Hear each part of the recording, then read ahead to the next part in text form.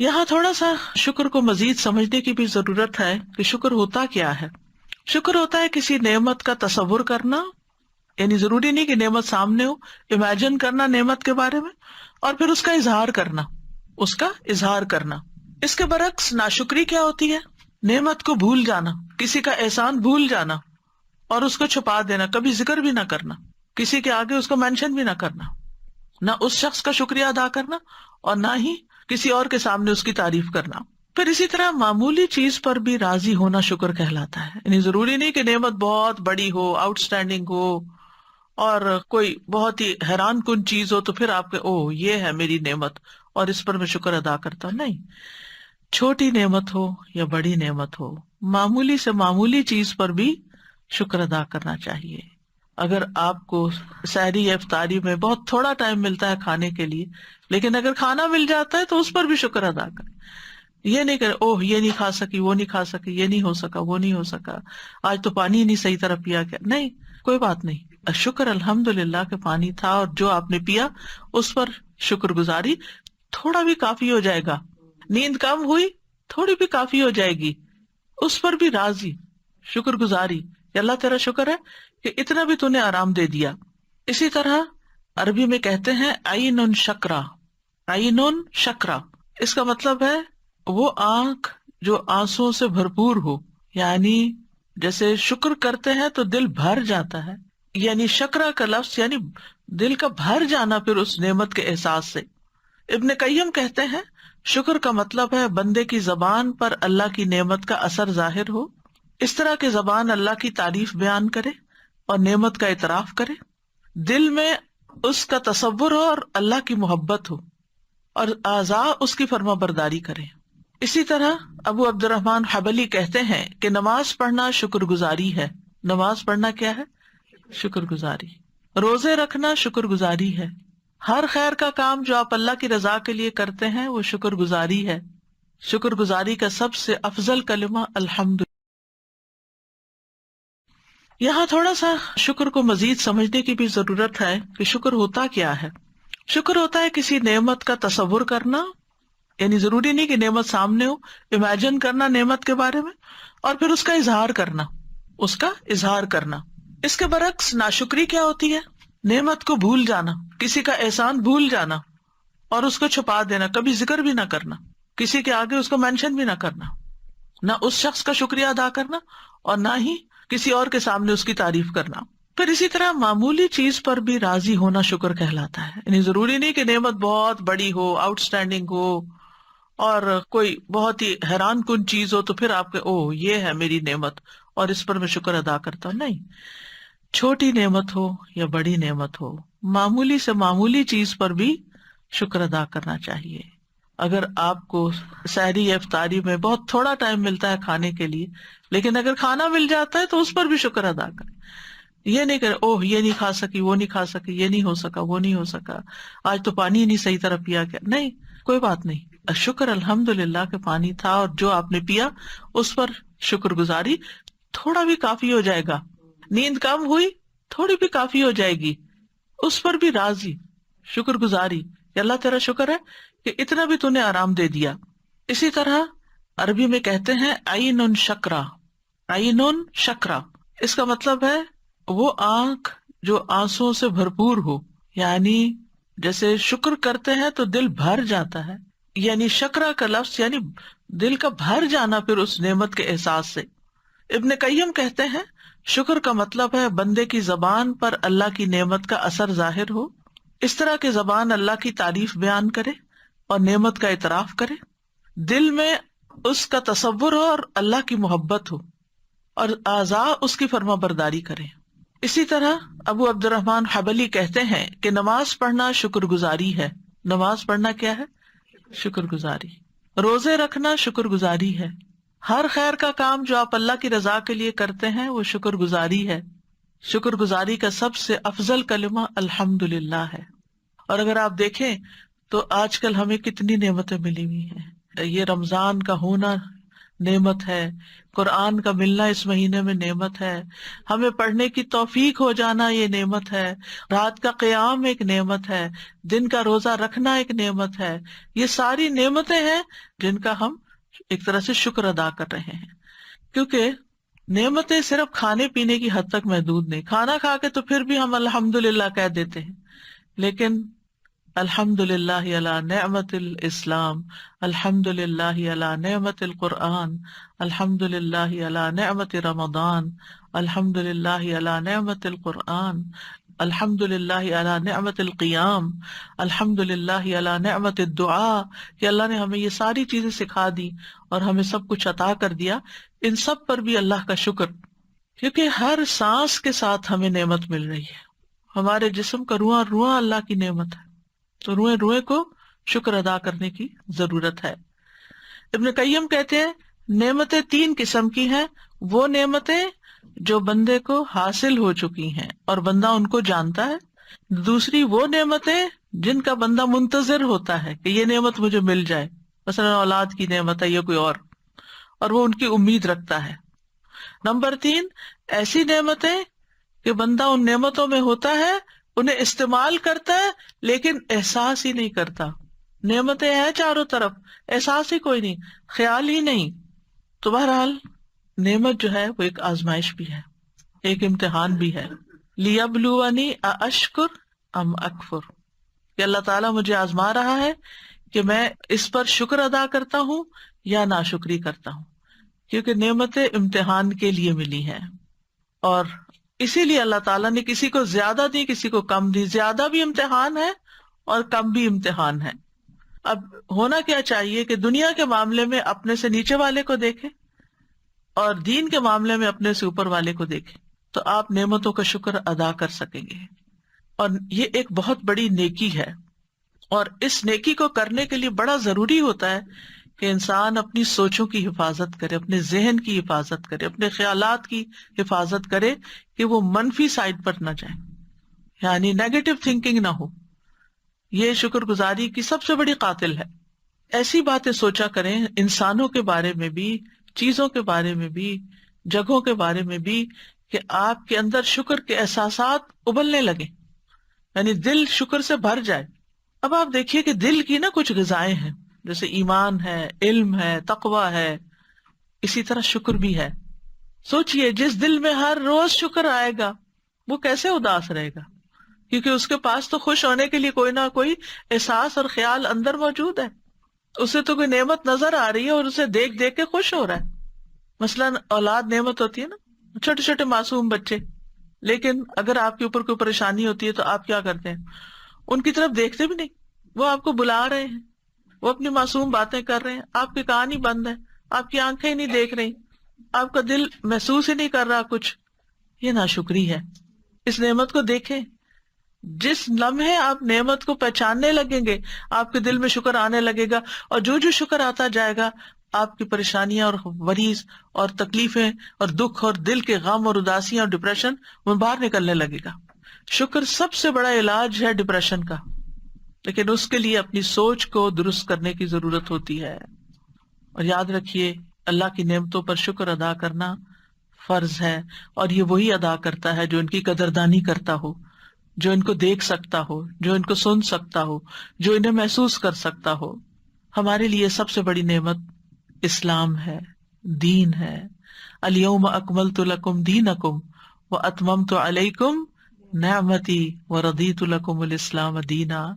آج کے دن میں نے تمہارا دین تمہارے لیے مکمل کر دیا اور تم پر اپنی نعمت پوری کر دی اور تمہارے لیے اسلام کو بطور دین پسند کر لیا. یہ بہت بڑی نعمت ہے کہ اللہ نے ہمیں مکمل دین دیا ہے جو زندگی کے ہر معاملے میں ہماری رہنمائی کرتا ہے. اگر آپ قرآن مجید کو غور سے پڑھنا شروع کر دیں، سننا شروع کر دیں، تو حیرت ہوتی ہے. یعنی آج کل الحمدللہ عام دنوں سے کچھ نسبتاً زیادہ سننے کا موقع مل رہا ہے.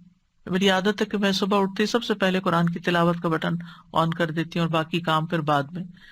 تو وہ ساتھ ساتھ، اور اتنا سکون کا وقت ہوتا ہے، سحری کا وقت سکوت کا، کہ اس میں تلاوت سننا اور آیات کے اوپر غور کرنا اور کبھی کسی جہد سے اور ایک عجب دل کو سرور دیتا ہے.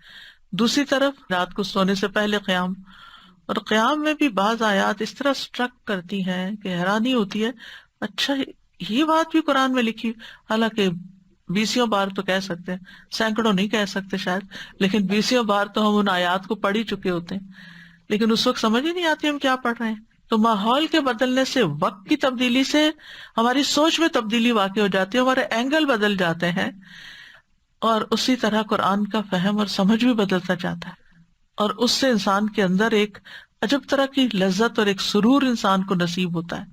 اور پھر جب آپ اپنی ڈیلی تلاوت کرتے ہیں تو اس میں بھی آپ دیکھیے کہ چونکہ آپ روزے سے ہوتے ہیں نا، تو جب خالی پیٹ ہوتا ہے نا تو پھر آپ کا ذہن زیادہ بہتر کام کر رہا ہوتا ہے، توجہ پھر آپ کی اس طرف ہو جاتی ہے، اور آپ کو غور و فکر کا زیادہ موقع مل جاتا ہے۔ تو بہرحال قرآن و سنت کی جو تعلیمات ہیں وہ بھی ہمارے لیے نعمت ہے، اگر ہم ان سے تعلق قائم رکھیں، ان کو سمجھیں کہ قرآن کیا کہہ رہا ہے۔ ہم نے زندگی میں اتنی کتابیں پڑھ ڈالی، ہمیں نہ پتا ہو کہ قرآن کیا کہتا ہے، یہ کتنی محرومی کی بات ہے، پھر دنیا میں بھی محرومی، آخرت میں بھی محرومی۔ تو یہ تعلیمات نعمت ہے۔ اللہ تعالیٰ فرماتے ہیں وَاذْكُرُوا نِعْمَتَ اللَّهِ عَلَيْكُمْ وَمَا أَنزَلَ عَلَيْكُمْ مِنَ الْكِتَابِ وَالْحِكْمَةِ، اللہ کے اس احسان کو یاد رکھو جو اس نے تم پر کیا ہے اور جو تم پر کتاب و حکمت نازل کی ہے، اس احسان کو یاد رکھو، یہ نعمت ہے، اس پر شکر ادا کرو۔ پھر رسول کا بھیجا جانا نعمت ہے۔ لقد من اللہ علی المؤمنین اذ بعث فیہم رسولا من انفسہم، بلا شبہ اللہ نے مومنوں پر بہت بڑا احسان کیا ہے کہ ان کے درمیان انہی میں سے ایک رسول مبعوث فرمایا ہے۔ پھر دین کی آسانیاں نعمت ہے کہ ہم مختلف اوقات میں جیسے وضو نہیں کر سکتے تو تیمم کر سکتے ہیں، روزہ اگر رمضان میں نہیں رکھ سکتے تو رمضان کے بعد رکھ سکتے ہیں، اور اسی طرح ہر معاملے میں ہمیں الدین یسر، آسانی والا دین دیا گیا ہے۔ اور جہاں اللہ سبحانہ وتعالیٰ سورۃ المائدہ کی آیت نمبر 6 میں جنابت کی حالت میں غسل کا حکم دیتے ہیں، اور پھر یہ کہ اگر پانی نہ پاؤ تو مٹی سے تیمم کر لو، تو آخر میں اللہ تعالیٰ فرماتے ہیں اللہ نہیں چاہتا کہ تم پر کوئی تنگی کرے، لیکن وہ چاہتا ہے کہ تمہیں پاک کرے، اور تاکہ تم پر اپنی نعمت پوری کرے، تاکہ تم شکر ادا کرو۔ یعنی جو دین کی رخصتیں ہیں، ان ساری نعمتوں پر بھی شکر ادا کرنا ہے۔ پھر ہماری زندگی ایک نعمت ہے، بعض لوگ اس کی قدر نہیں کرتے، ماں باپ کو بلیم کرتے ہیں کیوں پیدا کیا تھا ہمیں، کس قدر ناشکر پن کی بات ہے۔ ہمیں زندگی کی بھی قدر کرنی چاہیے۔ اللہ تعالیٰ فرماتے ہیں وَهُوَ الَّذِي أَحْيَاكُمْ ثُمَّ يُمِيتُكُمْ ثُمَّ يُحْيِيكُمْ إِنَّ الْإِنسَانَ لَكَفُورٌ، وہی تو ہے جس نے تمہیں زندگی دی، پھر تمہیں موت دے گا، پھر تمہیں زندہ کرے گا۔ یعنی یہ زندگی آخری نہیں ہے، اصل زندگی کل شروع ہوگی۔ بے شک انسان یقیناً بڑا ہی ناشکرا ہے، یعنی زندگی کی نعمت پر بھی قدر نہیں کرتا، اور خاص طور پر وہ لوگ جو سوئسائڈ کرنے کی کوشش کرتے رہتے ہیں کہ وہ اپنی زندگی کو ختم کرنا چاہتے ہیں۔ یہ ناشکر پن کی انتہا ہے کہ اللہ سبحانہ تعالیٰ نے آپ کو زندگی جیسی نعمت دی کہ آپ اس میں بہت کچھ اپنی آخرت کے لیے کمائیں اور اپنے لیے جنت کے اعلیٰ مقامات پائیں، اور آپ اسی کو ختم کرنا چاہتے ہیں۔ زیادہ خوش قسمت انسان وہ ہے جس کی زندگی لمبی ہو اور وہ اس میں نیک عمل بھی زیادہ کرے۔ پھر ہمارے اعضاء کا صحیح سلامت کام کرنا، ہمیں دیکھنے کی نعمت، ہمیں سننے کی، ہمیں بولنے کی، یہ ساری چیزیں شکر ادا کرنے کا تقاضا کرتی ہیں۔ وَجَعَلَ لَكُمُ السَّمْعَ وَالْأَبْصَارَ وَالْأَفْئِدَةَ لَعَلَّكُمْ تَشْكُرُونَ، کان، آنکھیں، دل کیوں دیے؟ تاکہ تم شکر ادا کرو۔ پھر صحت اور وقت نعمت ہے۔ بہت سے لوگ ان دو نعمتوں کی قدر نہیں کرتے، جیسے کہ حدیث میں آتے ایک تندرستی اور دوسرے فراغت، کہ جب بہت زیادہ ذمہ داریاں نہ ہوں اور وقت ہو انسان کے پاس تو بجائے اس کے کہ وہ اس میں کوئی اچھا کام کرے، وہ ادھر ادھر سستی میں گنوا دیتے ہیں، اور خصوصاً محروم ہے وہ جو اپنی جوانی کو ضائع کر کے تو گنوا دیتے ہیں، جبکہ وہ بہت کچھ کر سکتے ہیں اس وقت میں۔ پھر اسی طرح طبیعت کا خوش ہونا، یہ بھی ایک نعمت ہے، خوشی ملنا اور خوشی کا احساس ہونا۔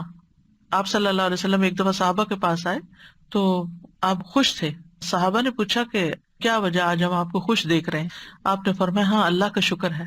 پھر لوگوں نے خوشحالی اور دولت مندی کا ذکر کیا تو آپ نے فرمایا متقی انسان کے لیے دولت مند ہونے میں کوئی حرج نہیں، یعنی دولت والا ہونا کوئی عیب کی بات نہیں، کوئی بری بات نہیں، کیونکہ جب ہم دین کی طرف آتے ہیں تو ہم سمجھتے ہیں کہ اگر کسی کے پاس دولت ہے ضرور اس نے کوئی ناجائز طریقے اختیار کیے، یہ بھی ایک بدگمانی اور غلط بات ہے۔ آپ دیکھیں کہ جس کے پاس زیادہ دولت ہوگی عام طور پر لوگ اس کو برا بھلا کہنا شروع کر دیں گے یا برا بھلا سمجھنا شروع کر دیں گے، تو یہ بڑی زیادتی کی بات ہے۔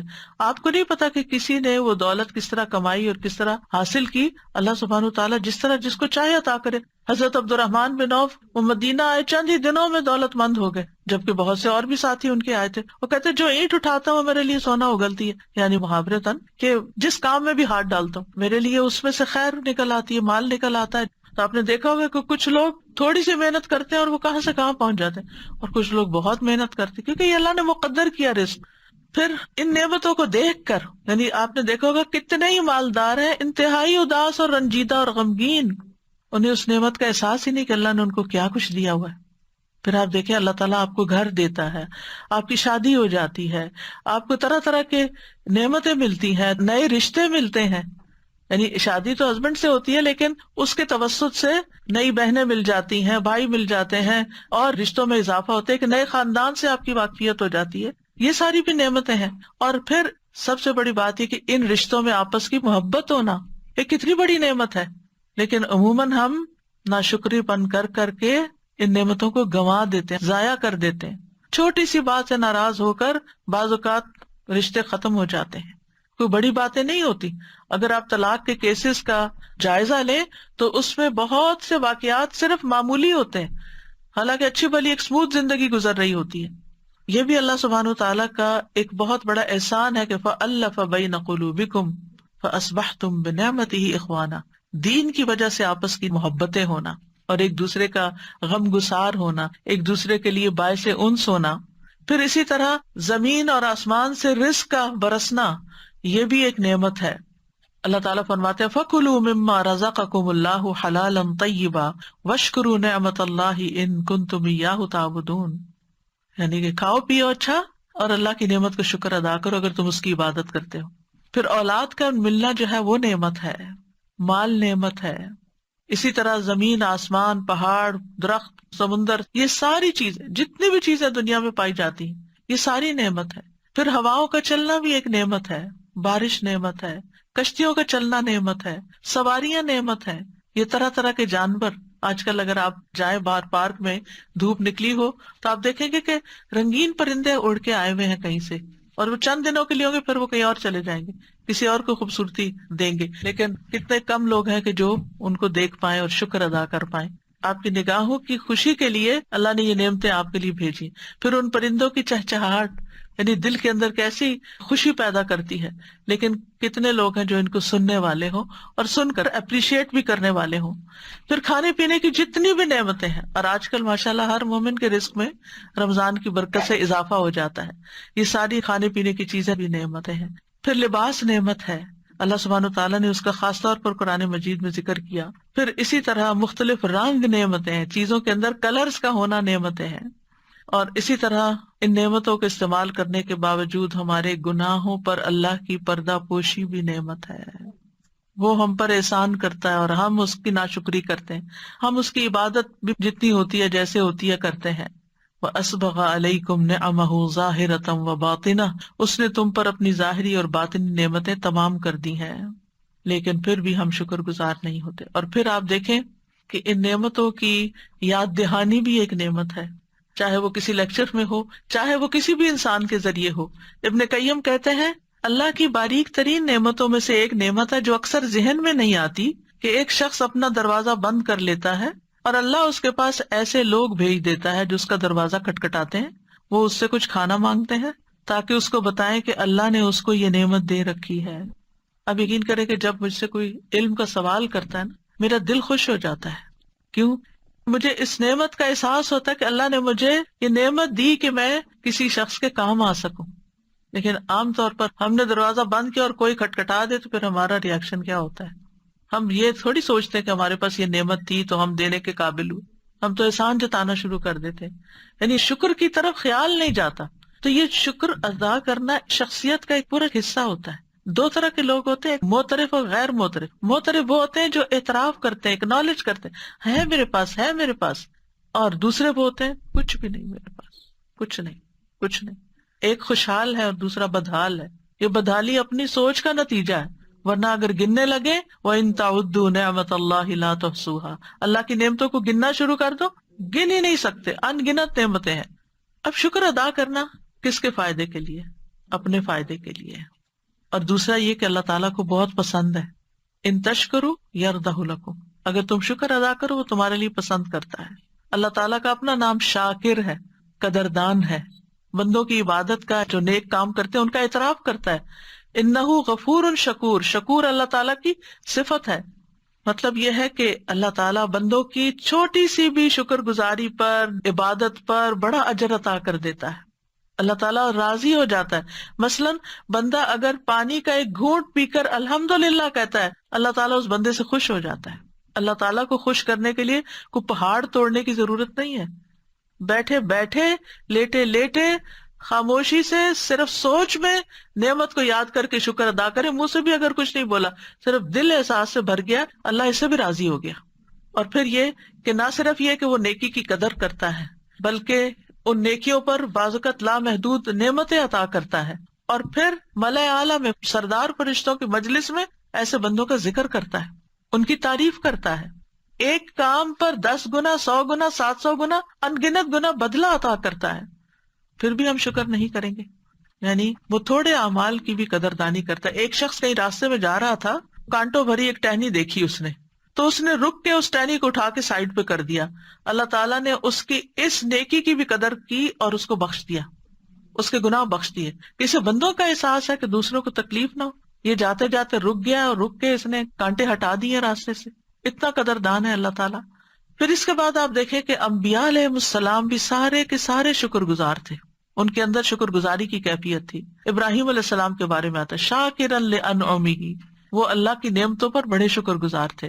نبی صلی اللہ علیہ وسلم بڑے شکر گزار تھے، رات کو جب قیام کرتے اور آپ کی پنڈلیاں پھول جاتی، آج کل آپ سب کو احساس ہوگا کہ کچھ نہ کچھ تو پاؤں سب کے سوج ہی جاتے ہیں، تو پاؤں میں تھکاوٹ ہو جاتی، پاؤں درد کرنے لگتے ہیں لمبے قیام سے، جہاں خاص طور پر لمبی تراویحیں ہوتی ہیں۔ تو اس میں آپ دیکھیں کہ نبی صلی اللہ علیہ وسلم کے تو روز کا معمول تھا، ہم تو صرف رمضان میں قیام کرتے ہیں، تراویح پڑھتے ہیں، نبی صلی اللہ علیہ وسلم تو عام دنوں میں لمبا قیام کرتے تھے اور آپ کے پاؤں پھول جاتے تھے۔ تو جب آپ سے کہا گیا کہ آپ کیوں اپنے آپ کو اتنا تھکاتے ہیں، تو آپ نے فرمایا افلا اکون عبدا شکورا، کیا میں اللہ کا شکر گزار بندہ نہیں بنوں؟ پھر اسی طرح ملائکہ بڑے شکر گزار ہیں، جبریل علیہ السلام بہت شکر گزار ہیں۔ جبریل علیہ السلام نے معراج کی رات نبی صلی اللہ علیہ وسلم کو جب دودھ اور شراب پیش کی تو آپ نے دودھ لیا، تو اس پر انہوں نے کہا الحمدللہ الذی ہداک للفطرہ، کہ اللہ کا شکر ہے جس نے فطرت کی طرف آپ کی رہنمائی کی۔ پھر آپ دیکھیں کہ ساری کائنات جو تسبیح کرتی ہے وہ بھی ایک طرح سے اللہ تعالیٰ کا شکر ادا کر رہی ہے۔ اور اسی طرح وَلَهُ الْحَمْدُ فِي السَّمَاوَاتِ، اللہ کی تعریف ہوتی ہے آسمانوں میں، والارض، اور زمین میں۔ یہ کون کرتا ہے؟ یہ ساری مخلوق کر رہی ہے۔ وَعَشِيًّا وَحِينَ تُظْهِرُونَ، اور پچھلے پہر اور جب تم ظہر کے وقت میں داخل ہوتے اس وقت بھی۔ پھر قرآن مجید میں ہمیں عبادت کے ساتھ شکر ادا کرنے کا حکم دیا گیا ہے، وَاعْبُدُوهُ وَاشْكُرُوا لَهُ إِلَيْهِ تُرْجَعُونَ۔ ابن قیم کہتے ہیں دین کی بنیاد 2 قاعدوں پر ہے، ذکر اور شکر، اور اس کے ساتھ وہ یہ آیت دلیل کے طور پہ پیش کرتے ہیں فَاذْكُرُونِي أَذْكُرْكُمْ وَاشْكُرُوا لِي وَلَا تَكْفُرُونَ۔ اس میں ذکر اور شکر کا ذکر ہے۔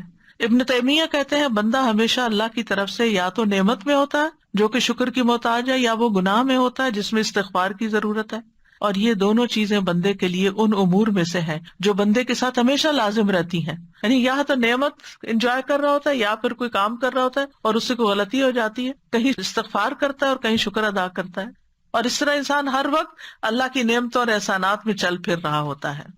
پھر قرآن مجید میں یہ بھی بتایا گیا کہ دن اور رات کا یہ جو نظام ہے اس کا مقصد بھی کیا ہے کہ لوگ شکر گزار ہوں۔ وَهُوَ الَّذِي جَعَلَ اللَّيْلَ وَالنَّهَارَ خِلْفَةً، اللہ نے رات اور دن ایک دوسرے کے پیچھے آنے والے بنائے۔ لمن اراد ان یذکر او اراد شکورا، ہر اس شخص کے لیے جو چاہے کہ نصیحت حاصل کرے یا شکر ادا کرے۔ اور نعمتوں کے دیے جانے کا مقصد بھی یہی ہے، اور جو شکر ادا کرتے ہیں اور اس پر اللہ کی تعریف بیان کرتے ہیں، قیامت کے دن بہترین بندے ہوں گے جو کثرت سے اللہ کے تعریف کرنے والے ہیں۔ اور قیامت کے دن نعمتوں کی شکر گزاری کا سوال بھی ہوگا کہ جو نعمتیں تمہیں دی تھی تم نے پھر کیا کیا تھا۔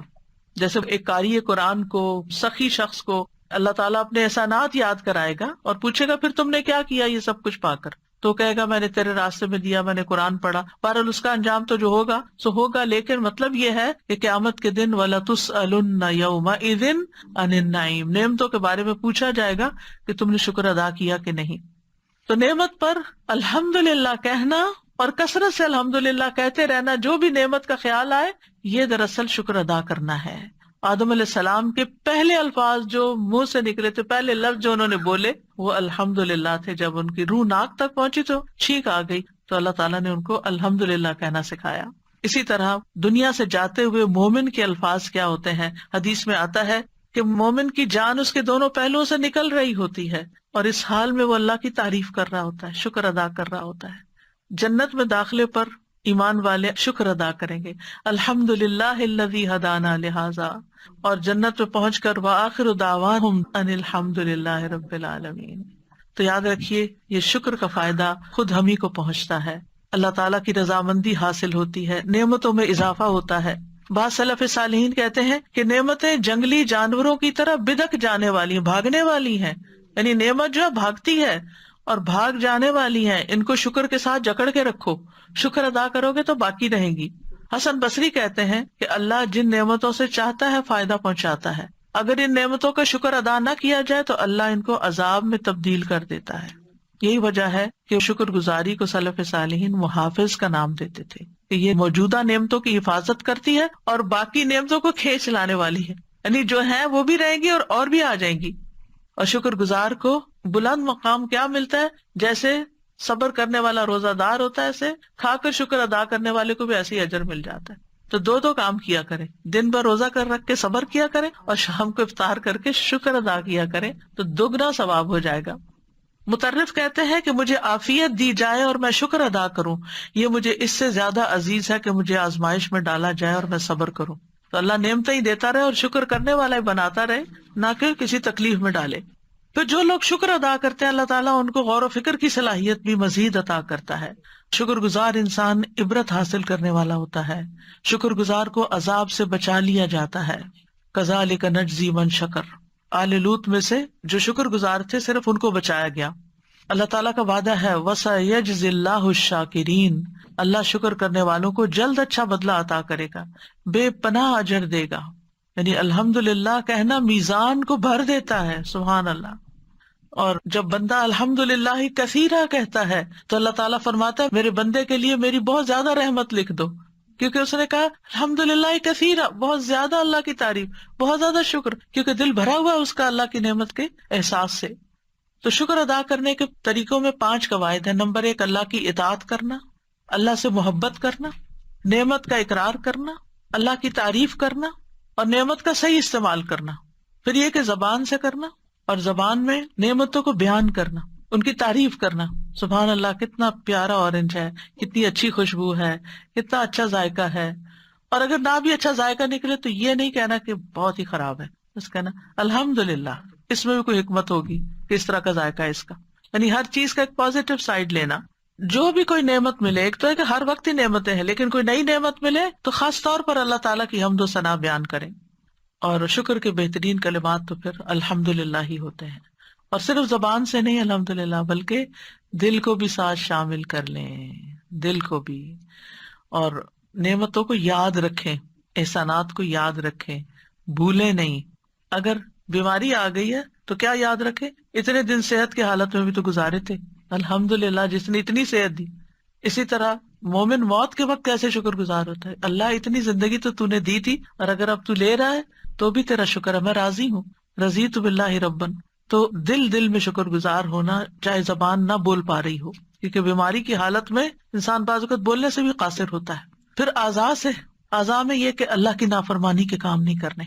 ابن قیم کہتے ہیں نافرمانیاں نعمتوں کی آگ ہیں، یہ نعمتوں کو کھا جاتی ہیں جیسے آگ لکڑی کو کھا جاتی ہے. تو گناہ جو ہے وہ نعمتوں کے قاتل ہوتے ہیں، نعمتیں ختم کر دیتے ہیں. تو ہونا کیا چاہیے کہ جو نعمت ملی ہے اس کو صحیح طور پر استعمال کریں، جس چیز کے لیے، جس مقصد کے لیے ملی اسی کے لیے استعمال کریں.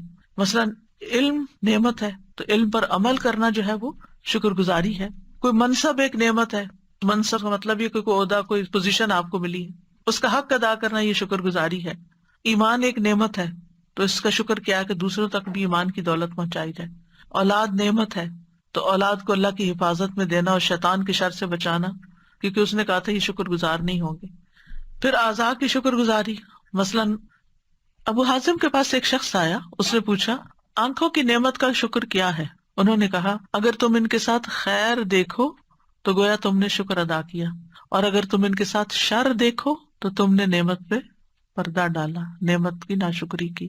شر کیا ہے؟ ہم سب سمجھتے ہیں اللہ کی حرام کردہ چیزیں جن کو نہیں دیکھنا چاہیے. جو سطر اور جو حیا کے تقاضے ہیں اللہ نے ہمارے لیے رکھے ہیں، ہم اپنی آنکھوں سے کوئی ایسی چیز نہ دیکھیں جو سطر کو تار تار کرنے والی ہو۔ پھر اسی طرح نعمتوں کو بغیر تکبر کے استعمال کرنا، نعمت پا کر ہمبل ہونا، یہ شکر گزاری ہے، نہ کہ اپنے آپ کو کچھ سمجھنے لگنا اور سرکشی کرنا۔ اور پھر اللہ کے حقوق بھی ادا کرنا اور بندوں کے حقوق بھی۔ مشکل یہ ہے کہ انسان کو جو ملا ہوا ہے نا اس پہ مطمئن نہیں ہوتا، وہ ساری زندگی اس کے پیچھے دوڑتا جو ہے نہیں۔ کتنی تکلیف دہ بات ہے، جو ملا ہوا ہے وہ نظر نہیں آتا اور سارا غم کس پر ہے؟ جو نہیں ہے پاس۔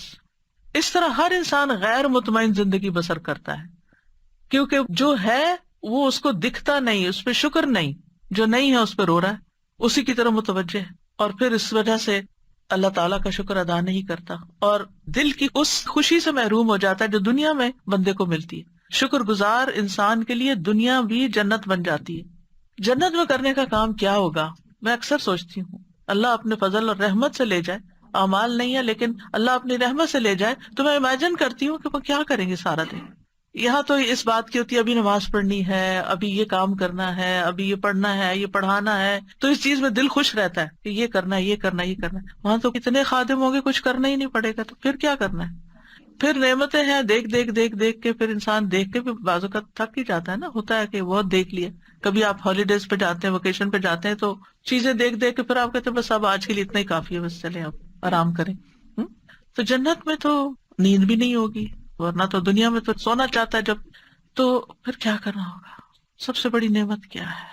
تو اللہ کا دیدار، اللہ سبحانہ وتعالیٰ کو، یعنی جو ہی میرے دل میں یہ خیال ہے کہ دنیا میں تو میرا دل خوش ہوتا ہے قرآن پڑھ کے، اس کی تلاوت سے اور قرآن پڑھا کر، وہاں تو قرآن بھی نہیں ہوگا، یعنی اس سینس میں تو یہ تو ظاہر دنیا میں گائیڈ لائن دی گئی ہمیں، پھر کیا ہوگا؟ پھر میرے دل میں ایک دم خیال آیا کہ صاحب قرآن تو ہوگا نا، جس کا کلام ہے اللہ رب العزت، اگر اس کا دیدار ہے اور اس کی ملاقات ہے تو پھر اس سے بڑی دل کی خوشی ہو کیا سکتی ہے؟ پھر وہ جو لوگ کہتے ہیں جنت میں جا کے بور نہیں ہو جائیں گے، نہیں، کوئی بوریت نہیں ہے، وہاں آنکھوں کی لذت کا ایسا سامان ہے کہ دل بھرے گا ہی نہیں، اللہ رب العزت کو دیکھ کر دل بھرے گا ہی نہیں کہ بس اب کافی ہے۔ دنیا کی ہر نعمت جس سے آپ جتنی بھی محبت کرتے ہو، ایک وقت آتا ہے کہ آپ اس سے تھک جاتے ہیں، آپ کے لیے بوجھ بن جاتی ہے وہ چیز۔ یعنی خوشی کی بھی انتہا ہے نا دنیا میں، لیکن جنت میں خوشی کی انتہا کوئی نہیں ہے۔ خوشی ہے تو خوشی ہے، خوشی ہی خوشی ہے، کیونکہ جس رب نے پیدا کیا، جس کو اس دنیا میں پہچانا، جس کی عبادت کی، جس کا کلام پڑھا اور جس کی ملاقات کی امید رکھتے ہیں، جب وہ مل گیا ہر چیز مل گئی۔ اور یہ انہی کو ملے گا جو دنیا میں سب سے زیادہ اللہ سے محبت کرتے ہیں، اور یہ ایمان کی علامت ہے۔ والذین آمنوا اشد حبا للہ، جب دل میں شدید محبت ہوگی نا اللہ کی، تو پھر انتظار بھی اللہ کی ملاقات کا ہوگا، شوق بھی ہوگا، اور پھر اللہ کے دیدار سے خوشی بھی ہوگی جو کبھی ختم نہیں ہونے والی۔ نعیم لا ینفد ما لہا من نفاد، اس کا خاتمہ ہے ہی نہیں۔ پھر یہ ہے کہ انسان کو اگر یہ خواہش ہے کہ وہ جنت کا مالک بنے، یعنی جنت میں داخل ہو، تو پھر اس کو دنیا میں شکر گزار ہونا پڑے گا، کیونکہ نعمتیں زیادہ کب ملتی ہیں؟ جب شکر ادا ہوتا ہے۔ جنت تو زیادہ ہے نا، وہاں وہ نعمتیں تو بس شکر گزاروں ہی کے لیے ہیں۔ پھر دوسری طرف ناشکری کی مذمت بھی کی گئی ہے۔ شیطان نے اپنا ایم رکھا تھا کہ میں نے بندوں کو شکر گزار نہیں ہونے دینا، لہٰذا ناشکرا انسان شیطان کا ساتھی ہوتا ہے، وہ شیطان کا چیلا بن جاتا ہے، شیطان کا ڈسائپل ہو جاتا ہے، کیونکہ شیطان نے کہا تھا شکر گزار نہیں بننا، اس نے کہا میں شکر گزار کوئی نہیں ہوں۔ کتنا ڈرنے کی بات ہے۔ نعمتوں کی ناشکری اللہ کے عذاب کو واجب کر دیتی ہے۔ جو بندہ شکر گزار نہیں ہوتا، اللہ تعالیٰ فرماتے ہیں فَمَن يَكْفُرْ بَعْدُ مِنْكُمْ فَإِنِّي أُعَذِّبُهُ عَذَابًا لَا أُعَذِّبُهُ أَحَدًا مِنَ الْعَالَمِينَ۔ حضرت عیسیٰ علیہ السلام سے حواریوں نے جب وہ خوان مانگا تھا نا، مائدہ، تو پھر اللہ تعالیٰ نے فرمایا ٹھیک ہے میں اتار دیتا ہوں، لیکن اگر پھر شکر ادا نہیں کیا بڑی سخت سزا ملے گی۔ ناشکری نعمت کی ہلاکت کا باعث بنتی ہے۔ الم تر الی الذین بدلوا نعمت اللہ کفرا واحلوا قومهم دار البوار، کیا آپ نے ان لوگوں کی طرف نہیں دیکھا جنہوں نے اللہ کی نعمت کو ناشکری سے بدل دیا اور اپنی قوم کو ہلاکت کے گھر میں لا اتارا۔ ناشکری کی وجہ سے مصیبتیں اور پریشانیاں آتی ہیں، جیسے قوم سبا کا حال ہوا۔ ڈیٹیل جاننا چاہیں تو سورۃ سبا پڑھ کے دیکھ لیں۔ پھر اسی طرح ناشکرا پن جہنمی عورتوں کی صفت ہے۔ رسول اللہ صلی اللہ علیہ وسلم نے فرمایا بے شک فساق آگ والے ہیں۔ پوچھا گیا اللہ کے رسول فساق کون ہے؟ آپ نے فرمایا عورتیں۔ ایک آدمی نے کہا اللہ کے رسول وہ ہماری مائیں اور بہنیں نہیں ہیں، وہ ہماری بیویاں نہیں ہیں. آپ نے فرمایا کیوں نہیں؟ لیکن جب وہ نعمتیں دی جاتی ہیں تو شکر نہیں کرتی، اور جب وہ آزمائی جاتی ہیں تو صبر نہیں کرتی. یعنی عورتوں کے لیے خاص طور پر زیادہ مشکل ہے شکر اور صبر دونوں. تو اس لیے پوری ایفرٹ لگا کے ان دونوں چیزوں کو پکڑ لینا چاہیے کہ میں تکلیف پر صبر بھی کروں گی، اور جو نعمت خوشی مجھے ملے گی میں اس پر شکر ادا کروں گی، یعنی میں اس پر خوش ہوں گی. بازو کا تو ہوتا ہے نا کسی بچے کو آپ کوئی چیز لا کے دیتے ہیں تو آپ منہ بنا کے بیٹھا تھا، آپ اس کو کہتے ہیں اسمائل، خوش ہو، دیکھو کیا لائے تمہارے لیے. لیکن اب اتنی نعمتوں کی کثرت ہو گئی ہے نا کہ قدردانی ختم ہو گئی ہے. لانے والوں کی بھی قدردانی کوئی نہیں، محنت کرنے والوں کی بھی قدردانی نہیں، اور ان نعمتوں کی بھی کوئی قدردانی نہیں ہے. کس قدر افسوس کی بات ہے. تو ایسی صورت میں یعنی انسان کو ناشکری سے بچتے رہنا چاہیے. ٹھیک ہے اگر آپ کی ضرورت کی کوئی چیز نہیں بھی آئی تب بھی آپ کریں شکر اللہ کا، کہ کسی کے دل میں اللہ نے خیال ڈالا، ماں باپ کے دل میں یا بہن بھائیوں یا جس بھی انسان کے دل میں اللہ نے خیال ڈالا اور اس نے ہمارے لیے اتنی تکلیف اٹھائی، تو یہ شکر گزاری آپ کی نعمتوں کو بڑھائے گی اور اللہ کی رضا آپ کو ملے گی. تو مختلف مواقع پر ہمیں شکر ادا کرتے رہنا چاہیے. سب سے پہلے تو صبح اٹھتے ہی عافیت کے ساتھ جاگنے پر الحمدللہ الذی عافانی فی جسدی ورد علی روحی واذن لی بذکرہ. اللہ کا شکر جس نے میرے بدن کو عافیت دی کہ اٹھنے کے قابل ہوں، پیرالائز نہیں ہوا، ہاتھ پاؤں سلامت ہے، میری روح میری طرف لوٹا دی، نہ لوٹاتا تو آگے جا چکا ہوتا، اور مجھے اپنے ذکر کی توفیق عطا کی. پھر نماز کی ابتدا الحمدللہ رب العالمین سے، رکوع اور سجدوں میں سبحانک اللہم و بحمدک اللہم اغفر لی. نماز کے بعد 33 بار الحمدللہ. صبح و شام سبح بحمد ربک بالعشی والابکار، صبح شام الحمدللہ پڑھنا، تسبیح پڑھنا، سبحان اللہ و بحمدہ، ہر لقمے اور ہر گھونٹ پر الحمدللہ. پھر کھانے کے بعد الحمدللہ، خوشی میں بھی الحمدللہ اور ناخوشی میں تکلیف کے موقع پر بھی الحمدللہ علی کل حال. کوئی ہمارا حال پوچھے تو الحمدللہ ضرور کہیں. آپ ذرا بچوں سے جا کے پوچھے کیا حال ہے بیٹا، I'm good. الحمدللہ کہنا نہیں آتا ہمارے بچوں کو. اگر ہم نے نہیں سکھایا تو انہیں کون سکھائے گا؟ ان کا اسکول سکھائے گا، ان کے دوست سکھائیں گے؟ نہیں. اور آپ کو باتکرار سکھانا پڑے گا، کیونکہ میں نے کچھ بچوں کے ساتھ یہ پریکٹس کی ہے اور سکھا کے بھی اٹکتے ہیں کہتے ہوئے الحمدللہ. حالانکہ الحمدللہ کہنا کچھ مشکل نہیں ہے، لیکن احساس نہیں ہے نا شکر گزاری کا. تو اس لیے بس ٹھیک ہوں، ٹھیک ہی ہے، یہ نہیں، الحمدللہ. پھر اسی طرح اولاد کے ملنے کی نعمت پر اگر تنگ بھی کریں تب بھی کہ الحمدللہ کتنے ہی لوگ ہیں جن کے پاس یہ نعمت نہیں ہے. پھر اسی طرح اگر کوئی ڈسٹنکشن ملے، کوئی فضیلت ملے، کوئی آپ کو آنر ملے، کوئی دنیا میں کوئی عزت، کوئی جاہ، کوئی مرتبہ، کوئی بھی چیز دنیا کی نعمتوں میں سے ملے، اس پر بھی شکر. پھر اسی طرح ایمان کی دولت، اسلام کی دولت، ان سب پہ شکر. چھینکنے کے موقع پر شکر، کسی مصیبت زدہ کو دیکھ کر شکر کہ اللہ نے ہمیں اس میں مبتلا نہیں کیا، اور کام مکمل ہو جائے تو اس وقت بھی الحمدللہ. پھر بستر پر جاتے وقت الحمدللہ الذی اطعمنا وسقانا وکفانا وآوانا وکم ممن لا کافی لہ ولا مؤوی. اللہ کا شکر، اللہ کی تعریف جس نے ہمیں کھلایا پلایا، ہماری کفایت کی، ضروریات پوری کی، ہمیں ٹھکانہ دیا. کتنے ہی لوگ ہیں جن کا کوئی کفایت کرنے والا نہیں اور کوئی ٹھکانہ نہیں ان کے پاس. اسی طرح اور دعائیں بھی ہیں. تو نعمتوں کی دعا میں ایک تو یہی دعا ہے رب اوزعنی ان اشکر نعمتک التی انعمت علی وعلی والدی وان اعمل صالحا ترضاہ واصلح لی فی ذریتی انی تبت الیک وانی من المسلمین. اور دوسری دعا میں وادخلنی برحمتک فی عبادک الصالحین. ایک اور دعا ہے اللہم انی اسألک الثبات فی الامر والعزیمۃ علی الرشد واسألک موجبات رحمتک وعزائم مغفرتک واسألک شکر نعمتک وحسن عبادتک واسألک قلبا سلیما ولسانا صادقا واسألک من خیر ما تعلم واعوذ بک من شر ما تعلم واستغفرک لما تعلم انک انت علام الغیوب. شداد بن اوس بیان کرتے ہیں کہ رسول اللہ صلی اللہ علیہ وسلم نے مجھے فرمایا، شداد جب تم لوگوں کو سونے اور چاندی کے خزانے جمع کرتے دیکھو تو یہ دعا بکثرت پڑھنا. یعنی یہ بہت بڑا خزانہ ہے، لوگ وہ خزانے سمیٹ رہے، تم یہ خزانہ سمیٹو. سب سے پہلے کیا مانگا؟ اللہم انی اسألک الثبات فی الامر، اے اللہ میں تجھ سے دین میں ثابت قدمی اور ہدایت میں پختگی کا سوال کرتا ہوں. میں تجھ سے تیری رحمت کو واجب کرنے والے اور تیری مغفرت کو لازم کرنے والے امور کا سوال کرتا ہوں. میں تجھ سے تیری نعمتوں کا شکر ادا کرنے اور اچھے انداز میں عبادت کرنے کا سوال کرتا ہوں. میں تجھ سے قلب سلیم اور سچی زبان کا سوال کرتا ہوں. میں تجھ سے ہر اس بھلائی کا سوال کرتا ہوں جسے تو جانتا ہے، اور ہر اس برائی سے تیری پناہ چاہتا ہوں جو تیرے علم میں ہے. اور میں تجھ سے ان تمام گناہوں کی بخشش کا سوال کرتا ہوں جو تیرے علم میں ہے، بے شک تو غیبوں کا خوب جاننے والا ہے. تو اس میں آپ دیکھیے کہ اللہ تعالیٰ سے ہر کام میں ثابت قدمی کا سوال کیا گیا، یعنی نیک کام میں جم کے رہوں، کیونکہ دل پلٹتے پھرتے بدلتے دیر نہیں لگتی. دین اور دنیا کے کاموں میں اللہ سبحانہ و تعالیٰ استقامت دے. آپ نے دیکھا کہ بعض بچے ایک کاروبار شروع کرتے ہیں، وہ چھوڑ کے کوئی اور شروع کر دیا، ایک جاب کی وہ چھوڑ کے کوئی اور شروع کر دی، ایک ڈگری شروع کی آدھے میں چھوڑ کے ایک اور شروع کر دی. اللہم انی اسألک الثبات فی الامر. اور امر سے مراد دین میں بھی ثابت قدمی، پھر قبر پہ ثابت قدمی، پھر پل صراط پہ ثابت قدمی، یعنی تمام حالات میں ثابت قدمی. اسی طرح دنیا کے معاملات میں جو کام کروں فوکسڈ ہو کر اچھے طریقے سے کروں. والعزیمۃ علی الرشد، اور بھلائی کی عظیمت کا سوال، یعنی انسان کے کاموں میں سے جو چیز خیر اور بھلائی کی ہے اس کو مکمل کرنے کی توفیق ہو، چاہے دنیا کے کاموں میں سے ہو یا آخرت کے کاموں میں سے. اور یہ کاموں کی اصلاح، کامیابی اور درستگی کی دعا ہے. رشد سے مراد اصلاح، کامیابی اور درست کام. اور عظیمت دل کے ٹھوس ارادے کو کہتے ہیں، یعنی جو نیکی کا کام ہے نا، یا اللہ میرا دل اس پہ جم جائے.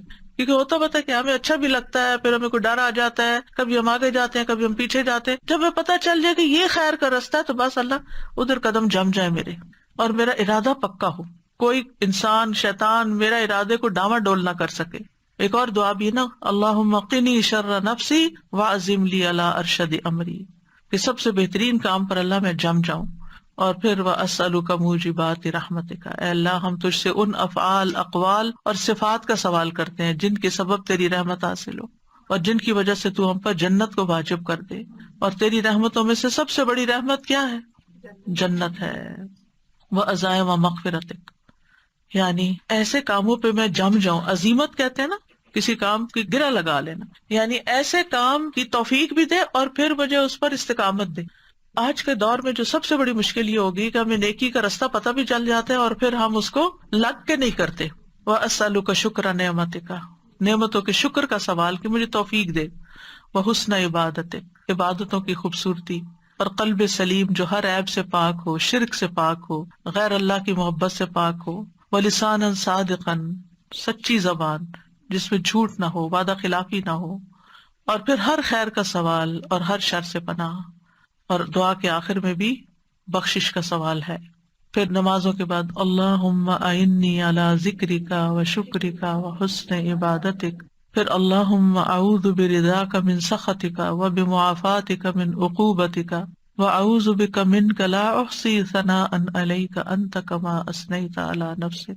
پھر اللہم الف بین قلوبنا و اصلح ذات بیننا واہدنا سبل السلام ونجنا من الظلمات الى النور وجنبنا الفواحش ما ظہر منها وما بطن وبارک لنا فی اسماعنا وابصارنا وقلوبنا وازواجنا وذریاتنا وتب علینا انک انت التواب الرحیم وجعلنا شاکرین لنعمک مثنین بها قابلیها واتمها علینا.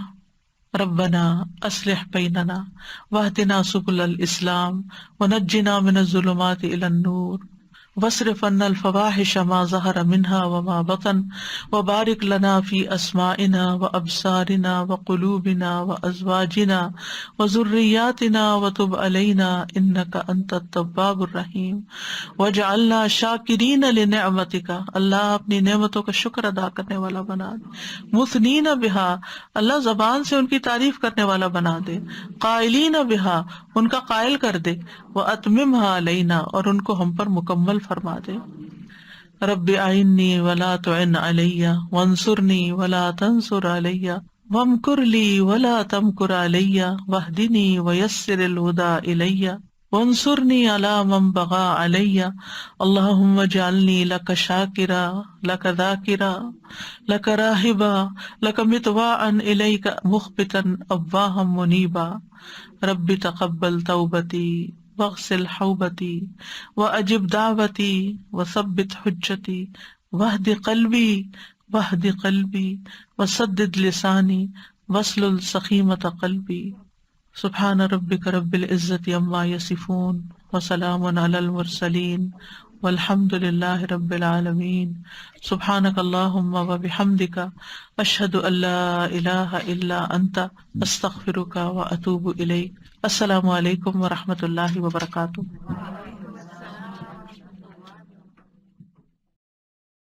السلام علیکم ورحمۃ اللہ وبرکاتہ۔